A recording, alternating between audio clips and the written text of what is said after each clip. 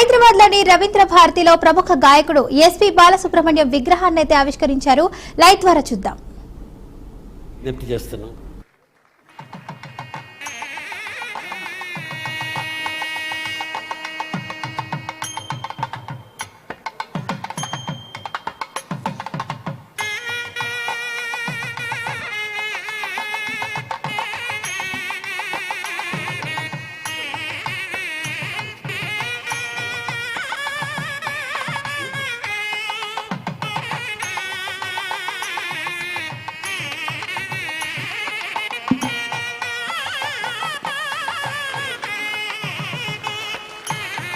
ఇలాంటి ఎన్నో అద్భుతమైనటువంటి విగ్రహాలని అలవోకగా చెక్కగలిగినటువంటి శిల్పి శ్రీ వడయార్ గారు, వారికి మరొకసారి హృదయపూర్వకమైనటువంటి ధన్యవాదాలని తెలియజెప్తూ ఉన్నాము.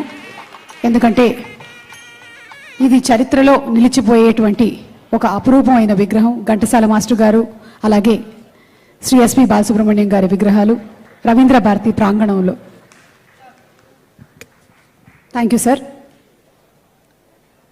శ్రీ వెంకయ్యనాయుడు గారిని కూర్చోవలసిందిగా రిక్వెస్ట్ చేస్తున్నాము.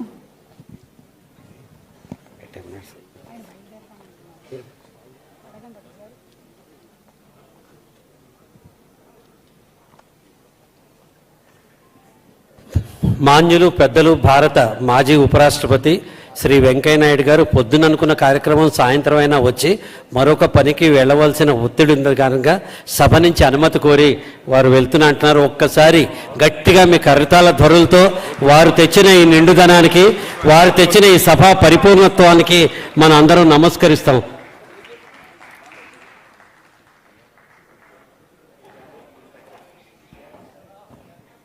నారాయణ రెడ్డి గారు ఒక చోట అంటారు, ఎంత చెక్కితే శిల్పము, ఎంత గీస్తే చిత్రము, కబుర్లు చెప్పకే కాలమా, ఎంత చస్తే ఓ జీవితం అంటారు. అటువంటి ఎంత ప్రయత్నం చేస్తే ఒక విగ్రహ ప్రతిష్ఠ ఈరోజు జరిగింది.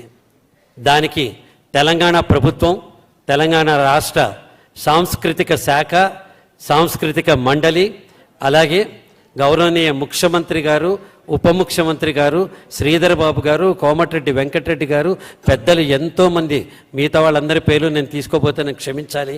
వీళ్ళందరి సహకారం ఒక పక్క అయితే, మల్లు ప్రసాద్ గారు మన ఉప ముఖ్యమంత్రి గారి సోదరులు, వారు తీసుకున్న సహకారం, నరేందర్ గారు ప్రణతి గ్రూప్ నుంచి చేసింది, వేదుల సుదర్శన్ గారు చేసింది, ఇది కార్యరూపణ దాలిస్తే దీని వెనకాల సంకల్ప బలం, ప్రయత్న బలం సాధించిన ఘనత మ్యూజిక్ గ్రూప్ది మాత్రమే. ఒక్కసారి ఈ వేడుకని నిర్వహిస్తున్న మ్యూజిక్ సంస్థ కూడా గట్టిగా నమస్కరిస్తూ, అందులో ఉన్న ప్రతి ఒక్కరిని అభినందిస్తూ, సారథ్యం వహిస్తున్న అచ్చిబాబు గారికి, కృష్ణ గారికి అభినందన.